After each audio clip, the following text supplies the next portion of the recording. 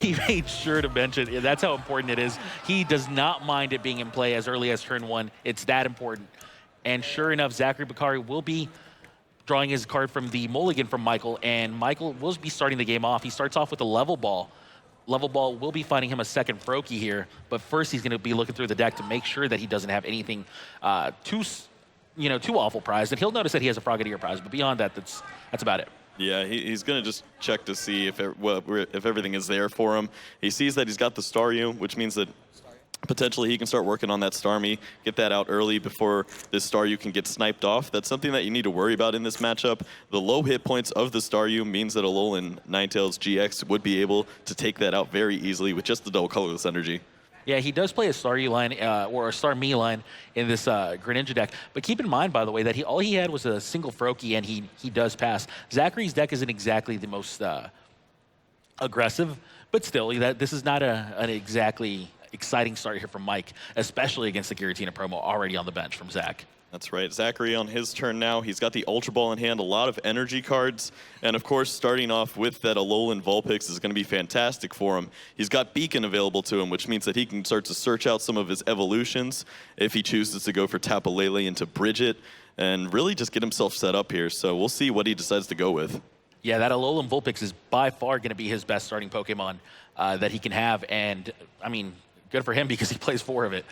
Now, the Ultra Ball can find him any Pokemon he chooses to find inside of his deck. It looks like he's eyeing a Vulpix, wants to get multiples of it in play.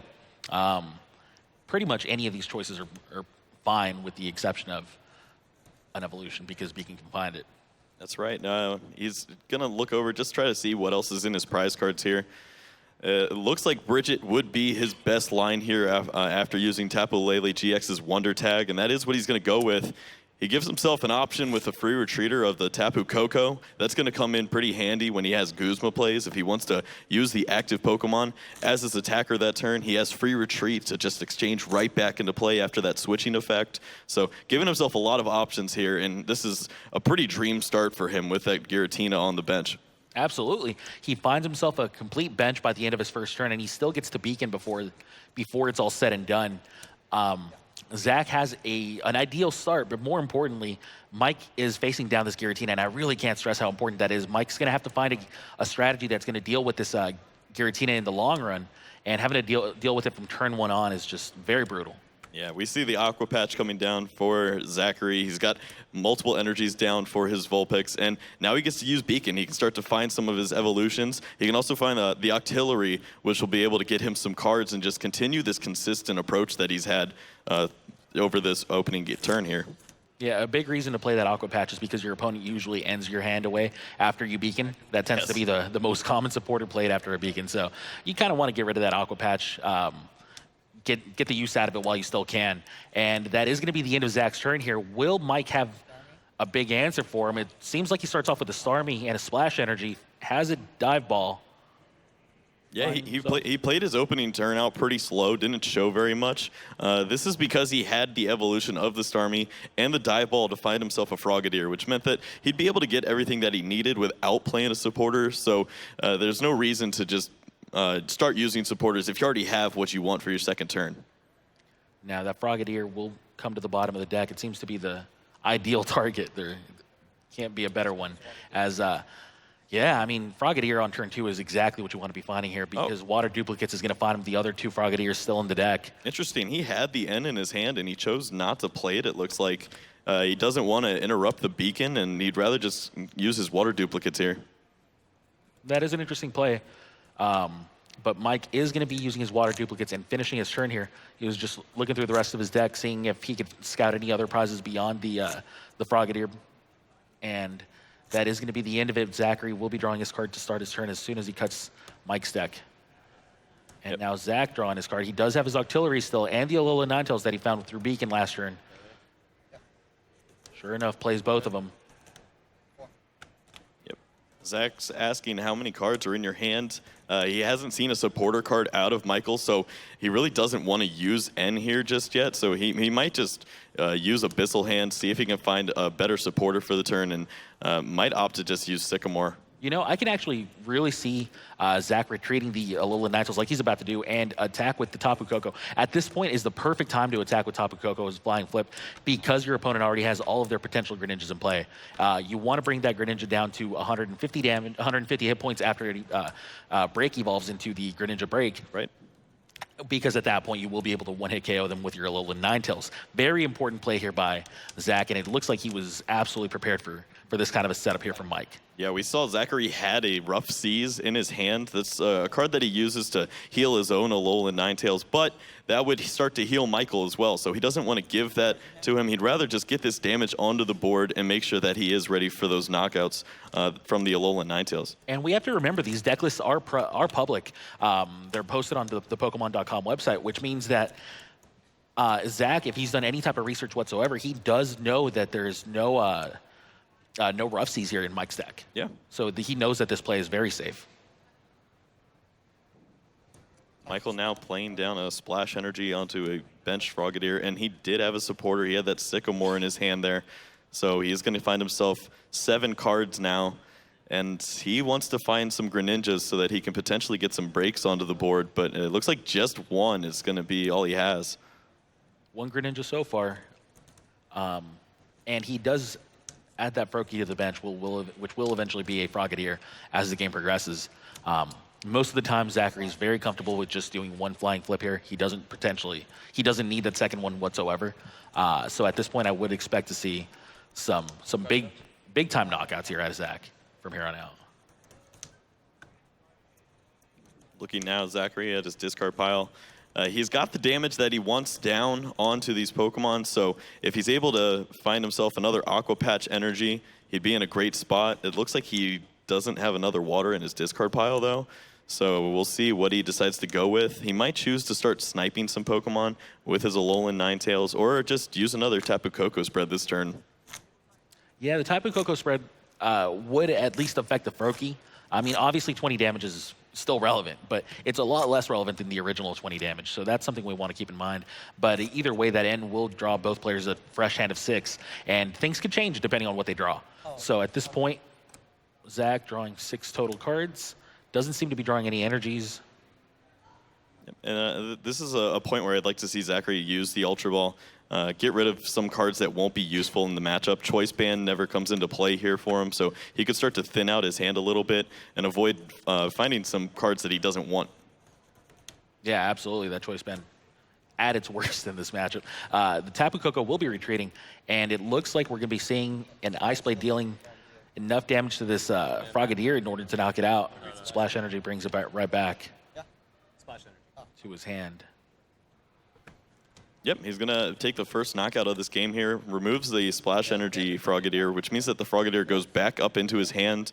That can be played back down onto the Froakie in this turn, but removing that Splash Energy can be pretty vital. That means that you're not returning a Greninja Break, you're just returning a Frogadier.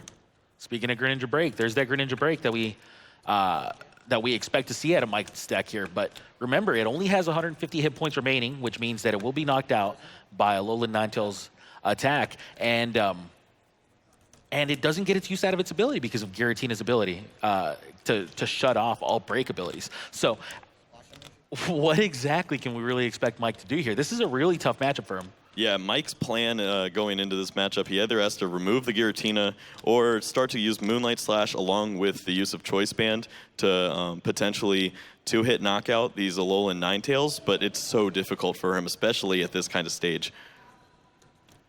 Well, he does find the Choice Bands here, so that will start to soften up this Alolan Ninetales for him if he chooses. Yeah, but is it going to be enough? That's the real big question. Yeah, it gets dangerous when you start to put damage onto Alolan Ninetales. This means that Ice Path GX will be available to Zachary. If he uses a card like Guzma, he can move that damage onto, say, a Frogadier and really just clean himself off, get himself right back where he needs, and start to affect Michael's board. There is a Ultra Ball finding another Greninja here, so we are starting to swarm this field with Greninjas, but with them still taking damage or having damage on them and Rough Seas nowhere in sight, specifically because Zachary won't be playing it. It's really tough. It really is very tough here for Michael as he does just about the only thing he can do, and that's Moonlight Slash for 110 damage, which will mean a 2-hit knockout against Zachary. But in the meantime, all Zachary has to do is attach an energy and knock out this Greninja Break. Yeah, Zachary's just going to look over his options here. The safe play would be if he potentially had a Guzma, he could use his Ice Path GX, move that damage over to one of the Greninjas on the bench. The only Greninja actually on the bench there. He could clear that off of the board and leave himself safe, basically taking away everything Michael did last turn. He also has the option here if he wants to. He can attack straight into this Greninja Break and remove it. All of those Pokemon would be coming back into Michael's hand, though. So many great options. It's hard to decide which one you want to go with as the Ultra Ball is played here by Zachary. Yeah, I wouldn't be surprised if he just chooses nothing. He probably doesn't want to have any extra cards in his hand so that his Abyssal hand from the Octillery would be able to draw him into something that he prefers. Indeed. Zachary does miss with that Ultra Ball. Still has a 5-card hand, though.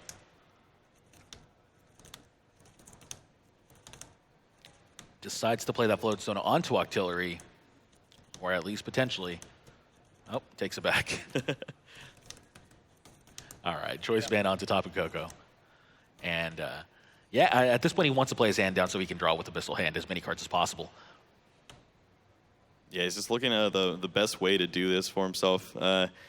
Might be attaching to, yeah, he's got the Floatstone there for his Alolan Ninetales, can have some access to free retreat if he chooses. Is he just trying to avoid attaching that double colorless energy to the active Ninetales?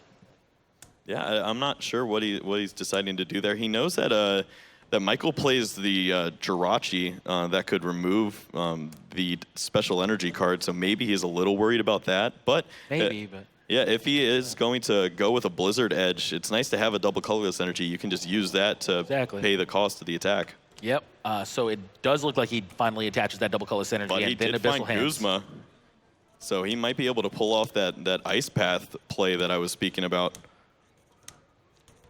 We'll have to wait and see if he goes for it. He's eyeing the Guzma. Yeah, I certainly think that this is the way to go here. He can pull up this Greninja. He has free retreat from the Tapu Koko, and then he can clear all of this damage off of himself, also taking out a fantastic knockout here on the Greninja. A big-time play here by Zach as he does find that Guzma, knocks out that Greninja, and uses his GX attack about as wisely as he can, removing every bit of damage away from his Ninetales, leaving his board relatively clean here against Mike's field full of Greninjas that are just damaged enough for them to be in danger. Yeah, he's just got that one Greninja break there now that is in knockout range. And now Michael really needs to start finding more pieces to the puzzle. He's going to need to find cards like his Rescue Stretcher and some Greninjas so that he can start to rebuild onto this board and find Greninja break. Because right now, his benched Greninjas or potential Greninjas and Froakies and Frogadier, they aren't in range of being knocked out by Alolan Ninetales. He would have to see another Tapu Koko spread come into play. Right, and I mean, this Tapu Koko doesn't have to come in, doesn't have to become an active Pokemon on this turn, right? He can wait until another Froakie comes down. He can wait until this Greninja Break gets knocked out. Oh, he's got plenty of time. Yeah, there's absolutely no rush for this Tapu Koko to use its Flying Flip again, but he will be using it at some point just to kind of recycle what he's already done over the last couple of turns. Yeah, Michael is going to wisely use that Rescue Stretcher, grabbing himself a Frogadier. Able to continue to build onto his board here. He needs to keep all these threats in order to combat the Alolan Ninetales and the pressure that it brings. It brings so much pressure so easily as well. You see that Zeki hasn't really struggled to do what he wants to do here. Just attaching and evolving has been able to get himself into a commanding lead here in this game. Yeah, I mean, he had such an ideal start. He literally started with the Giratina on the bench. That's right. That's about as perfect as a start can get here for Zachary. And his deck hasn't really slowed down since. He's gotten, the turn 1 Beacon into multiple evolutions on stage 2, or on turn 2.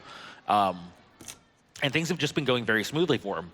Mike, on the other hand, has also been getting his evolutions out about as smoothly as you can hope to do so with the Greninja deck. And while that's usually good enough to beat just about every deck in this format, if your Greninja deck can get out the way Mike's deck has this game, it's a totally different case when your opponent has his own Giratina in play. Right.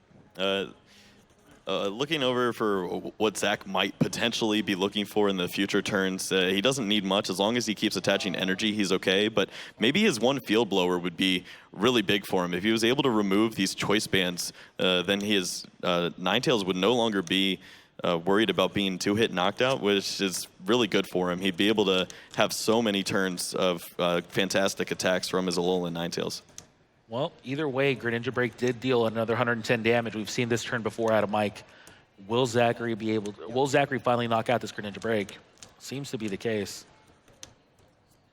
Yeah, he's got VS Seeker, so he can find himself a supporter of his choice there, from the discard pile. He's got cards like Guzma, where he could potentially remove the Greninja on the bench. That one has no splash energy on it, so all of those cards would be gone, and that looks like the play that he's going to take here. Promotes the Tapu Koko with free retreat. Abyssal Hand's going to get him a free card. He's found a Rough Seas. He's never going to play that, though. That's about as dead a card as you can have in this game, as you're never playing that. And here it is, Blizzard Edge, dealing 160 damage, knocking out this Greninja. And again, all that's left is that Greninja Break with 20 damage on it already.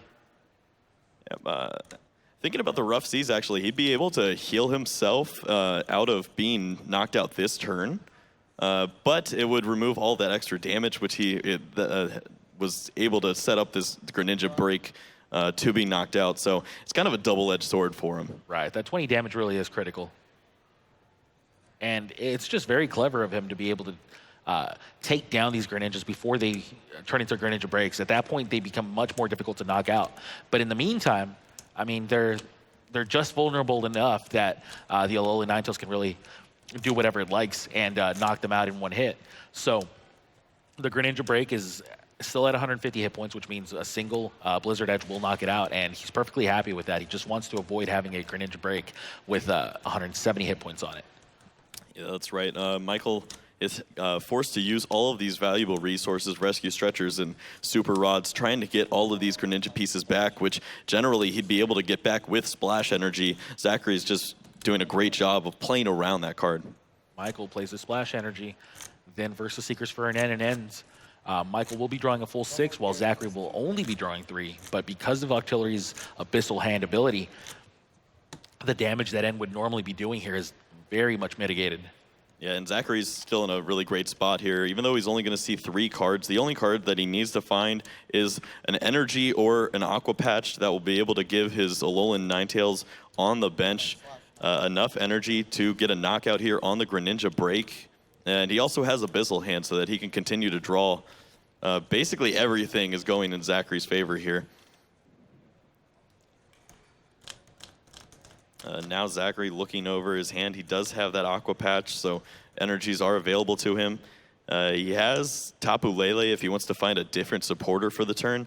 If he wants to try to find another Guzma, if he plays a second one in his deck, he does. So he could try that option. Or he could just use Professor Sycamore here and find some more cards, maybe get more energies onto the board. If he's able to get an Aqua Patch and a double colorless energy, he'd be able to perform the attack of his Ninetales, removing 2 energy cards and still have enough to Blizzard Edge again. All right. Zachary here plays an Ultra Ball. Yeah, he's looking at the Alolan Vulpix here. He can start to set up his 3rd and final attacker for the game if somehow this other Ninetales gets knocked out here. It's just a wise play to make sure that he has multiple options here. And it looks like he is going to use that Aqua Patch. This energy, I think, would be going on to the Alolan Ninetales just so that he knows that he can knock out this Greninja Break here. And Sycamore is going to find himself 7 cards. That Sycamore is going to find him 7 new cards, which is going to allow him to bring back more and more resources. At this point, Zachary just doesn't want to run out of potential knockouts onto these Greninja Breaks. It's easier said than done, but at the same time, because Michael is struggling to get any type of pressure going towards Zachary, Zachary has a lot of turns to really build this board up for himself, and he's taking full advantage of it. Yeah, Zachary able to find a double colorless energy. He can attach that to his Alolan Ninetales and then use that as the discarding effect if he wants to. He could also attach this to his Alolan Vulpix and start to set up another secondary attacker, but I think this is the correct play here. It seems like this matchup plays out very favorably for Zachary as long as he plays it slow and methodical, as he's been doing.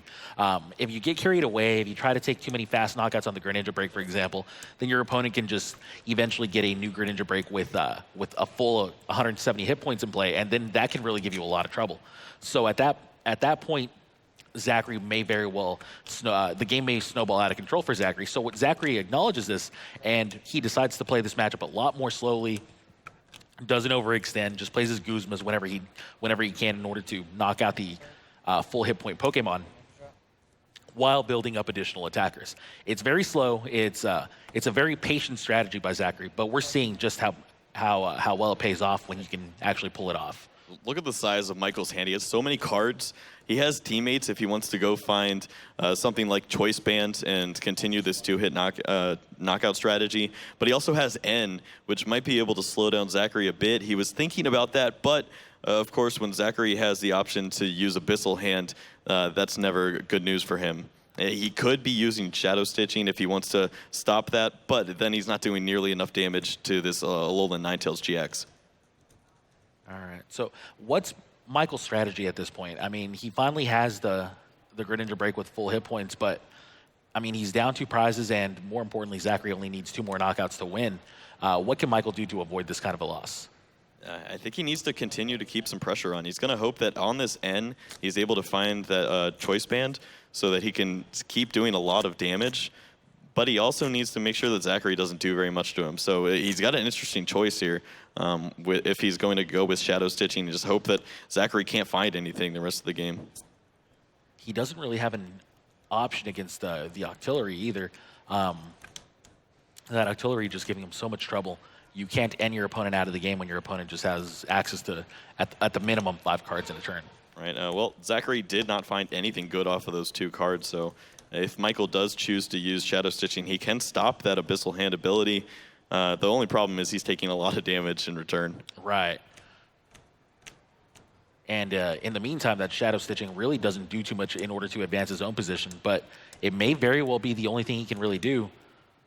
Yeah, and he sees that this is the play for himself. He just has to hope Zachary doesn't find anything. Zach draws into a Choice Band. He's got the Rough Seas, and I think this is the right play for him. He can start to heal off, and he's not in any trouble now. Yeah, that Rough Seas very, very timely for Zachary, as now at this point, he doesn't really mind his opponent healing the damage away. He's already dealt enough damage through the Tapu Koko for him to not fear this kind of a situation from getting out of hand.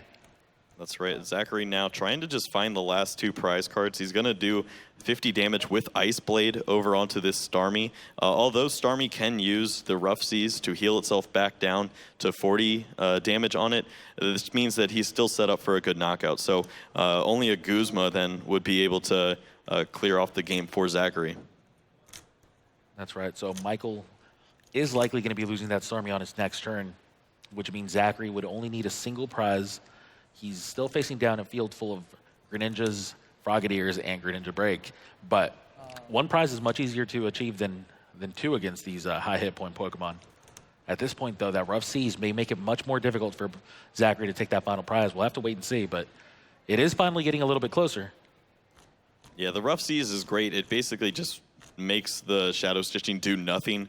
Michael doesn't have Choice Bands, so it's only doing 10 damage a turn after you add in the Rough Seas effects. So if you want to do 10 damage while I'm sniping for 50, I think I'm feeling okay. And keep in mind, by the way, if Zachary has access to his Field Blower still, Zachary can use the Rough Seas, get the final use out of it, and then Field Blower the Rough Seas away if he needs to. Get some sort of momentum going that way, clear the damage off from the Shadow Stitching, kind of stop all of the aggression that Mike's been doing for the last couple of turns, because it does seem like Mike may be going for that play one more time as he plays an N and brings Zachary back down to a 2-card hand and himself back up to a 4-card hand. Yeah, calculated risk here by Michael now using the N. He really does need to find a little more damage on his side if he wants to keep himself in this game here. Although he did get exactly what he wanted by Zachary not drawing into anything on the last end, he needs to hope that this just happens again. It's an effect of the end that he wishes didn't happen to Zachary. Did I just see a Pokemon Center lady, by the way? Yes, he has a lot of heal. What a brutal card against Mike's strategy. And actually, there's a field blower by Mike before Zach can do anything with that Rough Seas afterwards. So Mike gets that one use out of it and then decides to get that card out of the field. It's potentially too good for Zach to have in play. Well, Michael is going to have to continue with the shadow stitching if he wants to try to keep Zachary out of the game from the Octillery's Abyssal hand, just drawing right back into it. So we may just see 40 damage come into play, and that plays right into Pokemon Center Lady. Yeah, I mean, Mike thinks he's safe because the Rough Seas is gone and Zach's only got a 2-card hand. He still wants the shadow stitching because he wants to stop the Abyssal hand from taking over the game. It makes sense. It's a play that makes sense for Michael. And he agrees as he just deals 40 damage with shadow stitching. He may just be getting the bad news right now. And actually, a Versus Seeker just gives Zachary even more options. Yeah, he can use Pokemon Center Lady this turn and knock out the Starmie. And then in the following turn, he has that VS Seeker to use a Guzma and win the game here. So if Michael doesn't have an N, he's going to be out of this. Well, what he can do right now is he can Guzma right now and make sure that he gets the prize before it gets... Well, I guess he doesn't mind because he will be seeing a Greninja no matter what. So yeah, you're absolutely right. He can definitely Pokemon Center Lady this turn. I would prefer to see that over a Guzma on this turn. Yeah, it looks like he does have a difficult choice ahead of himself here.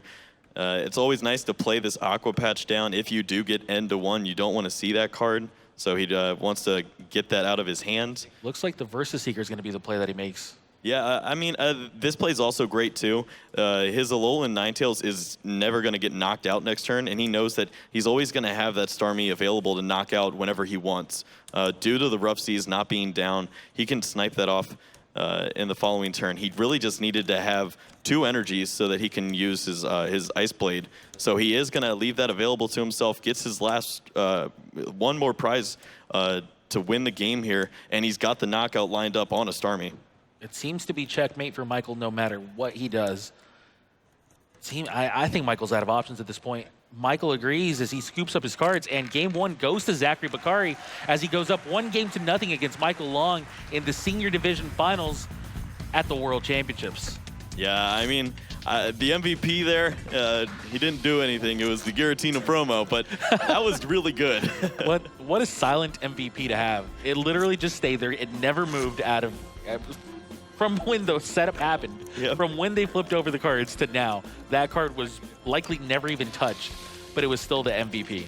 Yeah, Michael is going to continue the same strategy that he had. He just really needs some help from the Giratina promo and the prize cards or something. It's so hard when you take away Giant Water Shuriken to get these knockouts on a card like an Alolan Ninetales. 210 hit points is a difficult number for you to continue to hit if you aren't able to add extra damage onto the board. I mean, we saw how powerful the Greninja Break deck was even without its Giant Water Shuriken. Add the Giant Water Shuriken and you can understand why Michael's won 2 international championships and he's in the finals of the World Championships. It's a powerful deck, but there's a powerful counter to that deck, and it just so happens that Zachary has that card in his deck. Yeah, and I mean, props to him. He knew that this would be a matchup that he'd have to face. Did a little research and saw that this is the deck that won the North American Internationals, and he's likely going to see it in the World Championships. Little did he know he'd see it in the finals of the World Championships. Just how he wrote it up. Just how he drew it up, anyway. So here we go. Does he have the Giratina in his hand? No, he does not. So that's one thing going for him. All right, looks like a mulligan here from Michael Long.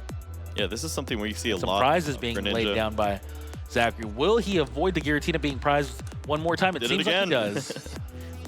That's honestly one of the biggest pieces of this matchup. He just needs to avoid that card being in his prizes. His hand is not very great, it looks like, but he will have a supporter for the turn so that he can potentially find that Giratina early. Yeah, all he has to do is hope his deck runs normally. Yeah, just He okay, doesn't have- okay would be great. Yeah, at this point, he doesn't even hope for something miraculous like a turn 1 Ninetales or anything, turn 2 Ninetales or anything like that. He's hoping for just give me supporters and give me Ultra Balls. Oh, actually, he did not find No a supporter. Yeah. Well, here for Michael, we see a Starmie and we see a Froakie. Yeah, we might want to take another look over at Zachary's hand because he has nothing going on for him now. Right. I definitely just got another look at it, and he definitely doesn't have a supporter in there. Michael, though, doesn't know that. Does he have access to an N? He does have an N in his hand. Yeah, but he might just play this slow the same way that he did last game.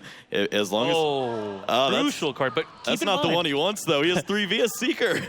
Okay, so it's a big time top deck, but I don't know. Okay, so one thing you can do if you're Zachary is just pass with the Sycamore in hand. Normally, I don't recommend doing that, but in this particular case, Michael can very well still play the end. He may be forced to.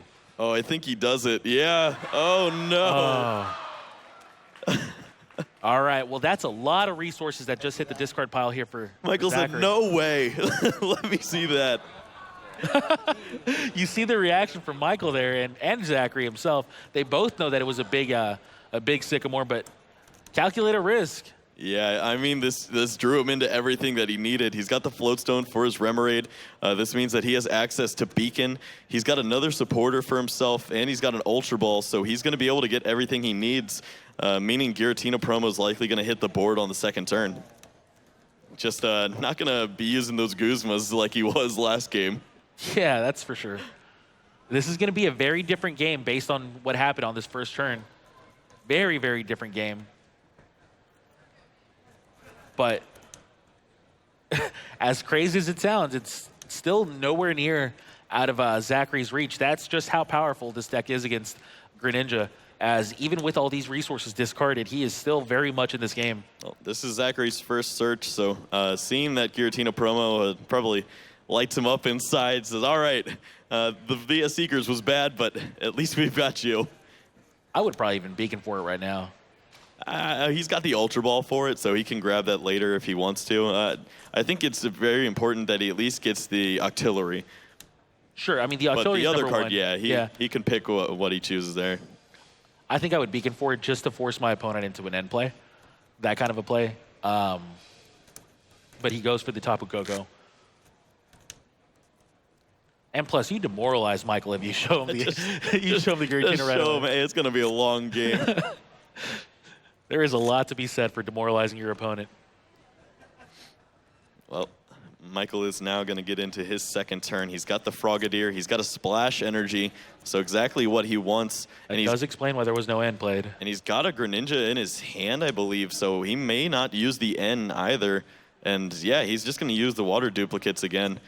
I believe he doesn't have any Frogadiers in the prizes this time around, though, so might be a couple more Greninjas for Zachary to have to go through. Yeah, there was only a Froakie and a Starmie in the prizes for Michael, so he'll definitely be getting all 3 Frogadiers into play. And, well, all 4 Frogadiers into play by the end of this turn. Meanwhile, Zachary still lamenting his discarded goods here. All those riches. He could have had an embarrassment of them, but instead he's just feeling pretty embarrassed after having to use that Sycamore. Well, he does have that Tapu Koko in his hand. The retreat cost on the Vulpix isn't that bad, so a double colorless energy would be great for him. He'd be able to use that Tapu Koko flying flip spread damage and get himself right back where he was in the opening game, where he had all of these Greninjas and potential Greninja breaks lined up to be knocked out by an Alolan Ninetales. Yeah, that Tapu Lele was also a pretty nice card for him to draw here, as it ensures that he's, well, maybe not, as he may be Ultra Balling it away, but it did ensure that he would have access to whatever supporter he'd like. But instead, he believes that the N is the correct supporter anyways, so he's going to discard it away with the Ultra Ball, and he'll likely be finding the Giratina at this point. Yeah, well, he doesn't need to worry about the Giratina just yet. That's still 2 turns away. That's from a lot of faith in your feature draws. Yeah. A lot of faith. Well, he's got his Octillery as well, so he can find a lot of good cards in his deck. So the reason I'm saying this is because there is always that potential of you just not drawing very well off of whatever hand you have at the end of the turn, and if your opponent decides to go for a play where he just starts attacking you down and locking down your abilities, plus using his giant water shurikens, then he may slow you down from getting that Giratina for a couple of turns. I'm just saying, if I'm Zachary, I'm playing it as safe as I possibly can. Yeah. Well, Zachary looked at his discard pile, and although there's a lot of discarded items there, he had no water energies in there, so his Aqua Patch wasn't going to do anything for him. He would have liked to accelerate some energies, but now, yeah, he's probably going to be looking for just a supporter, and that Giratina promo would be great for him. Does find Ultra Ball.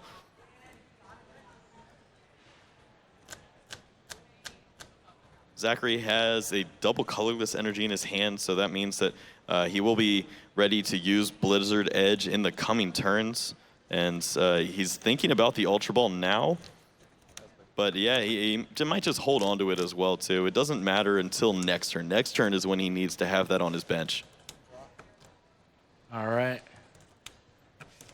Michael Long gets his first Greninja in play. Still contemplating his plays here with the with that Ultra Ball. No supporter card over on Michael's side. He does have a Greninja Break and an Ultra Ball. He can continue to get more Greninja onto the board, but he's going to be kind of stuck there from that point on. He has one more Splash Energy, so he can have access to Moonlight Slash in the coming turns if he wants to start putting some damage onto the Alolan Ninetales, but he's going to need to find a little bit more if he wants to keep up some pressure. Yeah, this is a great short-term hand, but in the long run, it definitely doesn't have all the resources it needs, and it's going to need a lot of help in the next coming turns. But in the meantime, he goes for an Ultra Ball. Probably finds himself another Greninja here. And then, like you said, he still has the Greninja Break in his hand. He has plenty of things that he can still do, but the problem is going to be in 2 turns from now. What's he going to do in order to keep this pressure going? I like the evolution on the damaged Frogadier. He needs to be wary of the Tapu Koko damage. He'd be able to get that spread off, not only getting all of the potential Greninja breaks into range, but he'd also be able to knock out that Frogadier. So being wary of that and evolving here is pretty key play by Michael. Yeah, and on top of that, you also take away an easy prize from Ice Blade, things like that. Just an overall good play here onto that damaged Frogadier. And now Michael's still contemplating what to do. It really is not that easy. Forced to just Moonlight Slash here for 60. Yep, he wants to keep that Splash Energy on just because he doesn't have the Greninja Break. That means he doesn't have that extra hit points. So the 130 hit points can be knocked out right now by the double colorless energy on the Alolan Ninetales. And he needs to get those pieces back into his hand. He wants to have access to that Greninja. He has the Froakie on his bench, which means another Frogadier can come into play, and he has an open bench space to play that Froakie down. All right, looks like an Ultra Ball here from Zachary is going to be how he starts his own turn. Well, it was that last card there. That would have been scary if he looked through the deck and didn't see it there, and it was just sitting over there. All right, so Zachary does find that Giratina finally. Michael gives the nod of approval. Says, yeah, I kind of figured. At this point, I would have been hoping it was prize, just silently crossing my fingers, and eventually gotten the bad news, as Zachary does find that Giratina with his Ultra Ball and plays it onto the bench in its comfortable spot that it was located in the previous game.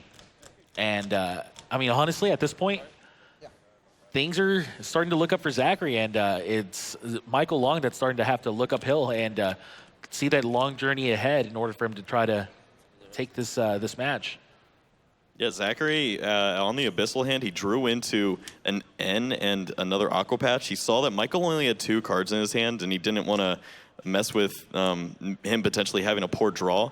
So he chose not Look at to the use the explosion N here. of Greninjas as we see 2 Greninjas and the Greninja break come into play. Yeah, well, we expected this, though. I mean, he just used the splash energy. All these Pokemon coming down on the board. The key here is, though, he doesn't have anything else left in his hand. Just this splash energy, and he has to bounce it back even just to get some pretty good damage onto the Alolan Ninetales. 140 damage onto the Alolan Ninetales already. Only has 70 hit points remaining.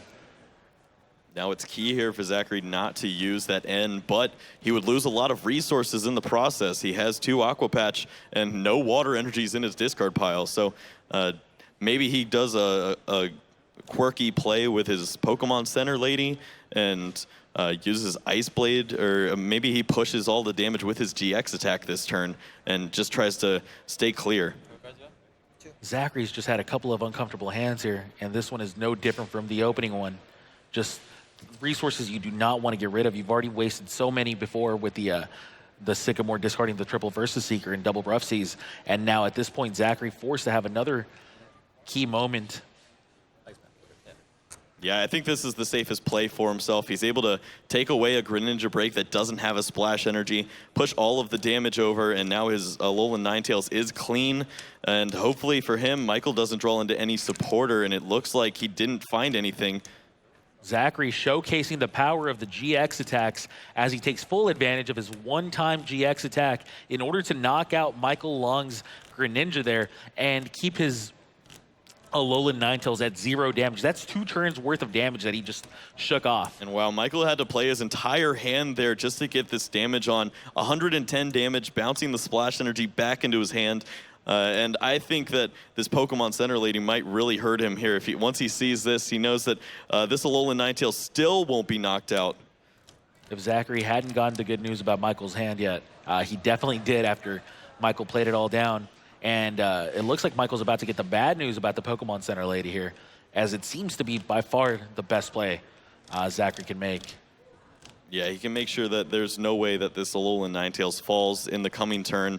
And this is pretty demoralizing for Michael.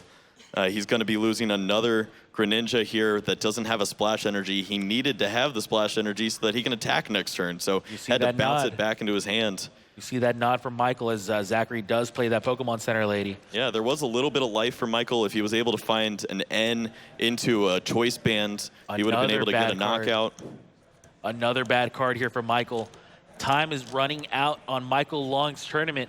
He is down 1-0 against Zachary BOHKARI, and more importantly, Zachary's field is just absolutely crushing Michael's here, as Michael just struggles to get any type of supporter card, and at this point is forced to just play that splash energy one more time onto this Greninja, onto this new Greninja, and I mean, your Greninja just has 130 hit points. It's such a poor situation when your opponent can play a supporter, take away most of the damage that you dealt, and leave you without another one of your main stage 2 evolution lines. These are hard enough to get into play to begin with, let alone losing them turn after turn. And sure enough, that's all Michael can do is just deal another 80 damage this time around because he has no choice band, and just pass the turn as Zachary BOHKARI has access to all the items that all the things that he really needs here, besides an energy card, I believe. Yeah, I think that almost spells game over here for Michael. If he used Moonlight Slash and decided to only do 60 damage, he'd keep the Greninja back into his hand after the Splash Energies effect, and then potentially could have found a supporter card, getting him to the Choice Band, which would have ended up in a knockout on the Alolan Ninetales. Right now, he's going to lose another Greninja piece if this Alolan Ninetales uses Blizzard Edge here, and that's just asking for so many cards now, being that you've already seen all these Greninjas hit the discard pile. All right. Ultra Ball just finding Sudowoodo. I think he's finding it in order to get rid of it with a Sycamore. Floatstone comes down onto the Giratina, and there is that Sycamore. 7 new cards. Will he find the energy to knock out this Greninja? And yes, he does. Sure enough, there it is. Nice and light blue, just like he remembers it. Zachary BOHKARI looks at that water energy, decides to attach it to the active Alolan Ninetales wisely, and it seems like we're going to see one more Greninja knockout by the end of this turn. Yeah, Michael just wants to look over what all is gone here. You've thrown away so many resources. because of just the way that you've drawn this game. Is there something that I can take advantage of here potentially? And it seems unlikely, being that Burning Shadows brought us so many cards that can get you out of the active spot. So stalling a Pokemon in the active spot's very difficult. Giratina making these Greninjas play nice, taking away their Shurikens, and Greninja not happy about it as it cannot muster up any type of offense. We only have a dive ball here. That dive ball going to be finding, well, what'll it find? Just a Frogadier? Oh, he can get a Greninja. He's not knocked out right now because the Ninetales doesn't have enough energy. So he can bring that up, and I mean, at least it has a lot of hit points, but he has a lot of cards in his deck that could bail him out here. He has 2 teammates. He has a lot more supporters left. He just hasn't been able to find them, drawing pretty awkwardly here in the finals. Yeah, unfortunately for him, he just has not been able to find anything whatsoever, and at least he gets a knockout here as that Alolan Ninetales, having done quite a bit of work, does finally go down, and Michael Long takes 2 out of the 6 prizes he needs to take in order to take this game. Well, Zachary finally gets to use an Aqua Patch. He had to throw away the last few, but that is going to give him an energy, meaning that he only needs to find 1 more energy if he wants to start putting some more damage onto Michael's side of the board. And he's just going to throw away more resources. He's never going to use a Guzma this game. He's just thrown them all away along with all those VS Seekers. Really, and he does find the Aqua Patch, though. That Aqua Patch. That's the last one in his deck, and he was able to find it a perfect moment. Hasn't attached for the turn either yet, so he can attach to his Alolan Ninetales and remove this Greninja off the board. And I don't think Michael has any left in his deck at this point. And now a double colorless on top of things. That is perfect. He has enough energy now to have a Blizzard Edge in the following turn. Everything is going Zachary's way. Yeah, that double colorless actually was a much more important draw than people realize. As you now get to discard the double colorless, still leave 2 energy on your hand, on your field, which means you're only 1 energy away from winning this match. Do you believe in Bubble? I believe in Bubble. I always believe in Bubble when when the game is on the line. All the Guzmas are gone. I don't. If he could bubble his way out of the deck. How many cards do you think are left in there? Oh, he's got 3. We have 3. Uh-oh. Triple bubble. See ya, teammates. Michael. Oh, Zachary's getting scared now. He's looking in his deck to see how many ends do I have? Can I save myself here? Well, if these bubbles do happen, he might just be stuck in the active spot. I want to take a look at Zachary's hand. Does he have an answer to this bubble? I mean, we saw the Versus Seekers get discarded. Is this the story this game's going to tell us? All these Versus Seekers going down into the discard pile at the beginning of the game. We knew it was going to be important. We just didn't know in what sense. Well, Michael is going to take a look just to see if there is an N available for Zachary. It'd be a way for him to shuffle his hand back into his deck after he draws his entire deck here. And the fact that he only has 1 prize left means that N would buy him a lot more turns. We'd have to see maybe 10 bubbles for that to end the game here. Potentially so.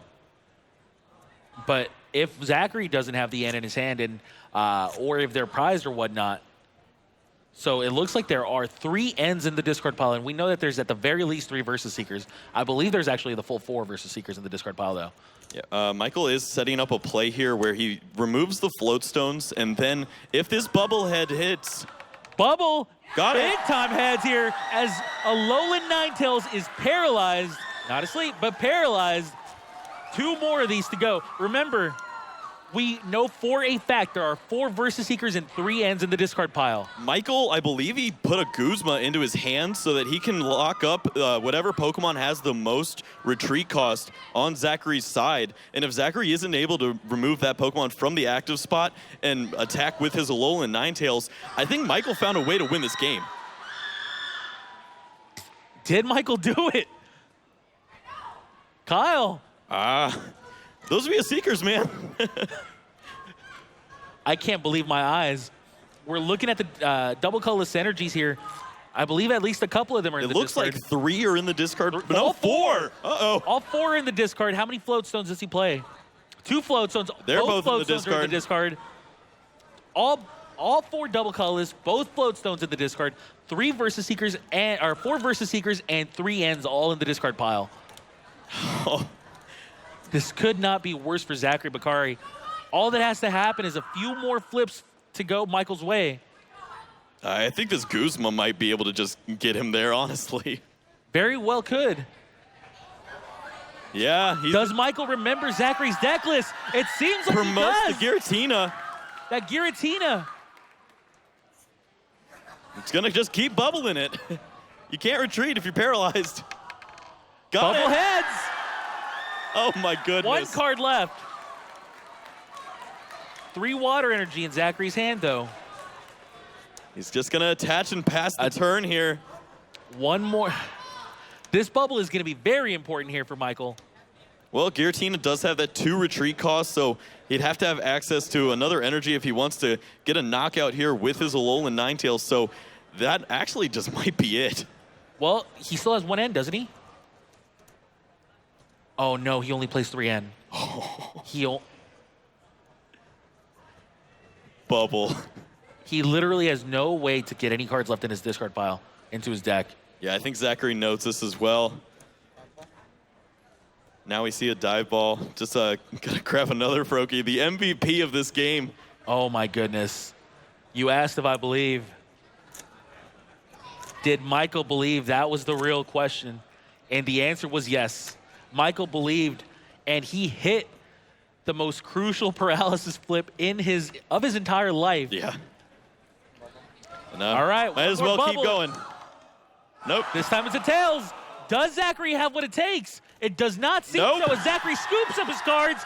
Michael Long takes this second game in what surprised literally every person in this arena. Oh my goodness. I can't believe that he was able to pull off that game. And that's what you need to do if you want to become the world champion. You have to see those lines, and he did. I'm speechless, Kyle. I can't believe what we just saw. The tale was told literally from the very first turn of the game as we saw the Sycamore discard 3 of the 4 Versus Seekers in Zachary's deck. Wow. It didn't look like it was going to be all that important. Zachary was just dominating that entire game from start to finish. But at the end of the day, Michael acknowledged that there was very few cards remaining in Zachary's deck, and he found the one way for him to win. He needed to hit a crucial bubble flip, and he did. And from that point on, it was academic. I mean, Michael is on cloud 9 now. That was everything that he needed. He's back in this game. And just imagine, what if Giratina promos priced this game? I mean, there's so much life that can flow right back into Michael and get himself there. The question now is Zachary's mentality. Can he come back from a game like that? He was in complete control. He was 1 prize card away from winning the World Championship. Now he has to play another game. He has 20 minutes here to get himself this championship. Michael Long just pulling off what can only be considered to be one of the greatest upsets that I have ever seen in this Pokemon trading card game. He is 1 game away from winning the Senior Division World Championship. But keep in mind, Zachary Bakari is still the favorite. Zachary still has the matchup advantage. It's just, once you've lost 1 game, you can very easily lose the other. Oh, we're going to keep a close eye on the opening hands and the prize cards. We're looking for Giratina. There's that Giratina he starts right away. with it. Giratina right in the opening hand. That is exactly what he wants to see. The prize cards matter much less once you already know the good news. Yep, he can work with that. He does have his Bridget in the prize cards, however, though. Oh my goodness. Double Frogadier. Wow. Oh. You hate to see that happen after such a hard-fought victory in Game 2. Oh, the bad news is going to come right to Michael. Not only does he see the Giratina promo starting for Zachary here, the Tapu Koko is the best Pokemon for him to start with that free retreat access, and he has Ultra Ball throwing away supporter cards. You know Zachary is going to get the exact start he needs, and you can't have Zachary starting like that if you want to win a game here. This is the actual perfect start here for Zachary. I can't imagine a better start if I'm a Zachary Bakari fan. And Michael Long has yet to find out the bad news for his own side. Frogadier is easily the worst prize you can have in this deck. Having even 1 prized is awful for you. Having 2 prized, it's almost impossible to come back from. Yeah, I know a lot of players that when they do that opening search, if they see a couple of their Frogadiers in the prizes, they might just scoop up. But Yeah, you it can't really do is that in that bad. Game 3. It really is that bad. But obviously, this is Game 3 of the finals. Nothing to lose. Michael's going to play his heart out, just like he did in Game 2. We counted him out one game. We cannot count him out again. We cannot make that same mistake again.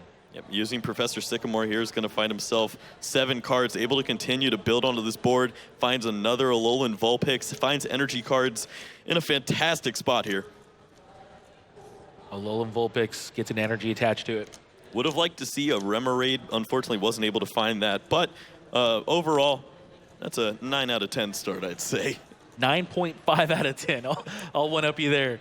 All right, dive ball here by Michael. Oh, this here search is going to be heartbreaking. I hate to see. He says, where are you? A heartbreak, but this is about he to said, happen. no way. No! That reaction says it all. The top card was his Frogadier, and that's the only one.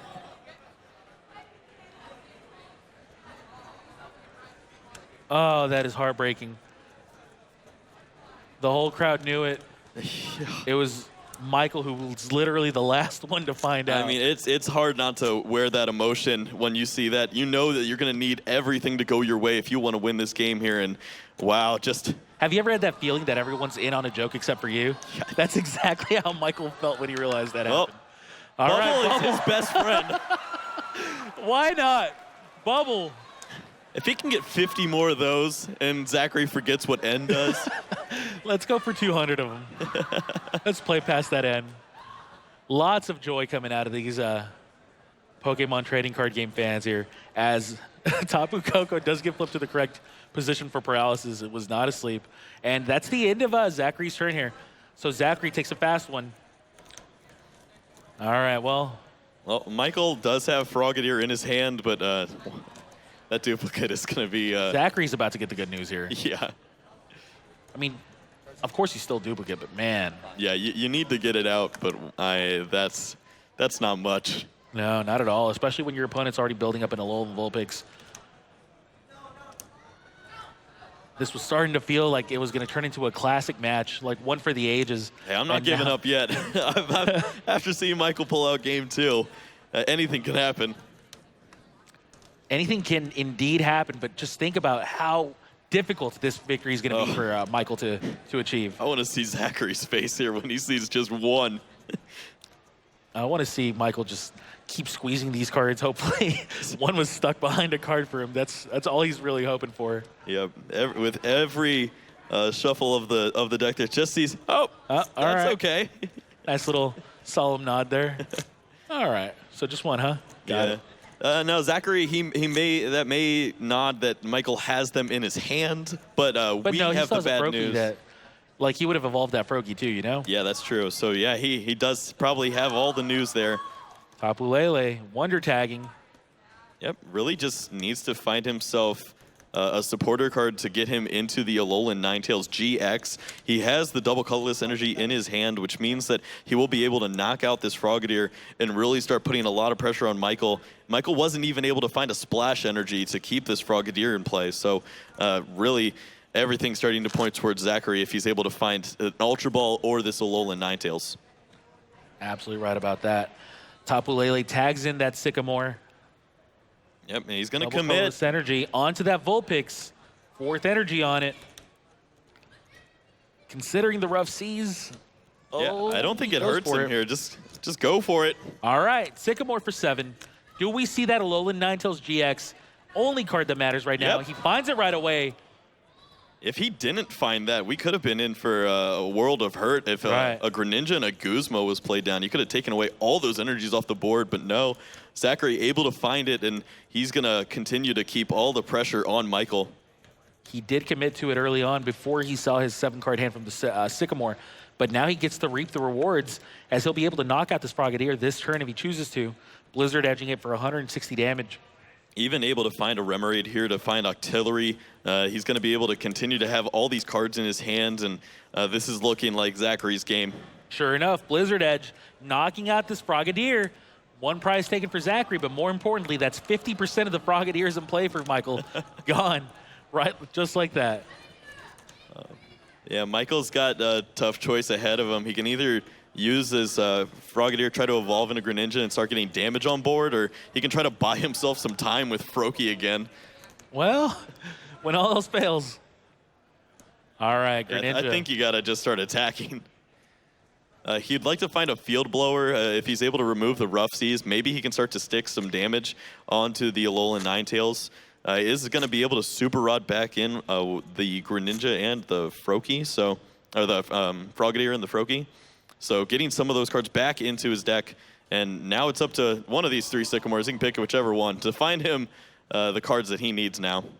Well, and oh no, he looks like he doesn't find anything. He drew Rescue Stretcher after putting his Pokemon back in with Super Rod. That's never always good. Awkward. All right, so Greninja Break will be hitting the discard pile with the Ultra Ball. One more card has to be discarded. Chooses a Water Energy. Yep, probably going to find that Frogadier again. Has to just continue to get out these Greninjas. This deck definitely looks a lot weaker when you only have access to 2 Frogadiers in a game. Zachary BOHKARI, game 3 is yours. You can do it. All right.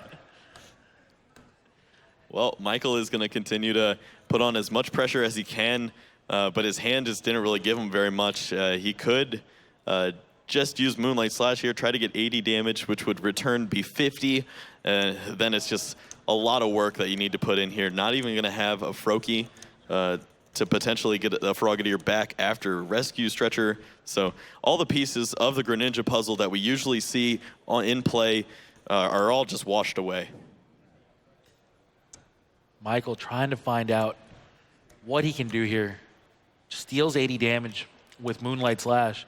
Deals the maximum amount of damage you can deal to that Alolan Ninetales, but we see with Rough Seas just how little impact that actually is. And that's as strong as this Greninja deck can really get at this point in this match. That's how difficult this is. Even if he had access to all 4 Frogadiers, it would still be such a difficult uphill battle for him. Yeah, Zachary able to bring down the damage on his Alolan Ninetales down to 50. Has cards like the Ultra Ball and some Water Energies, so he can get access to those Aqua Patches for himself. Interesting that I think he has a Choice Band in his hand that I'd like to see him discard there. He's never really going to use that. But he does have a lot of options. Once this Octillery gets into play, he's going to be able to draw into a lot of great cards for himself.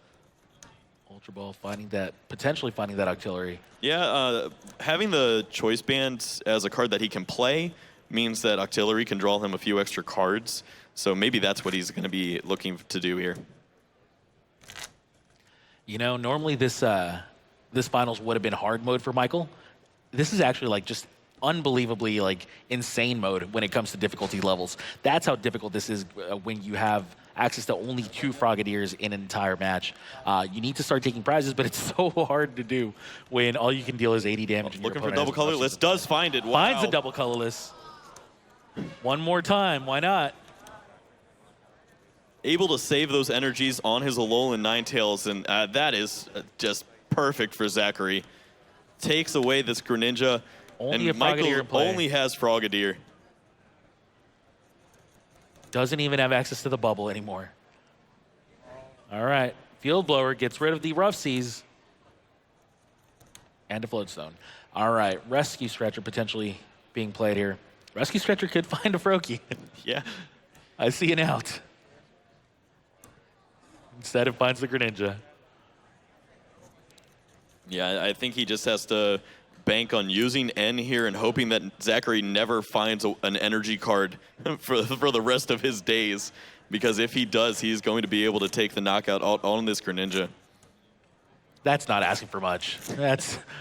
Well, when your opponent has Octillery and I don't know, a lot of energies. Oh, man. Such a difficult matchup here for Michael. He draws 6 cards off his hand. Didn't Zachary find an only gets energy, 4. though.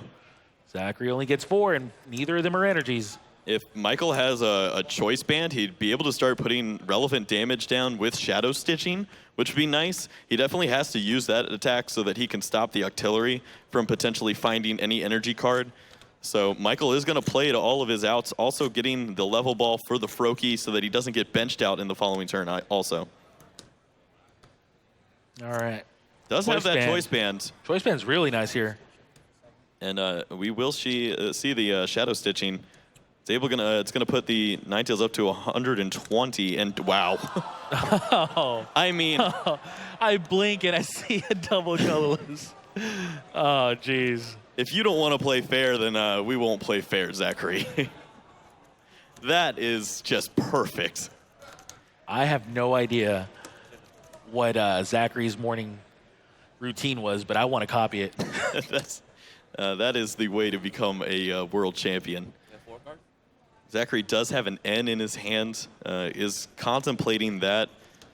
Also wants to, he has a float stone, so he might want to hold on to that to make sure that the antics of last game never happen again. All right, another Greninja going down to the lone survivor. Brokey, you pulled it off once. Can you do it again? Oh, Michael does have an energy card, so he can use Bubble. He does have an N also, so he can start to take some cards out of Zachary's hand. But no matter what, Zachary will have access to the Abyssal hand. So cards are going to flow right back into Zachary's hand. And generally, that's how you start to see cards like Pokemon Center Lady, cards like Guzma, which would just be huge. Here goes. Another heads here by the bubble. I don't know what that Froaky's been drinking.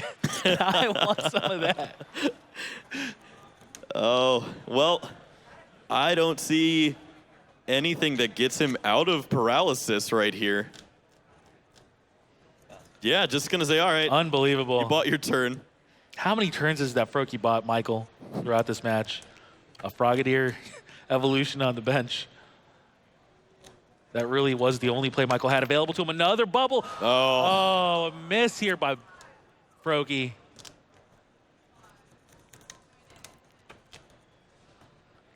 Oh, man. How dare Froaky miss? Zachary's going to be thinking about a Floatstone on his Giratina. And no, it looks like he just wants to use the N. And I mean, he really is pretty shook up after game 2. He just wants to make sure that it never happens again. Yeah, no kidding. He'll discard any card before he discards a Floatstone in this game. I can't blame him.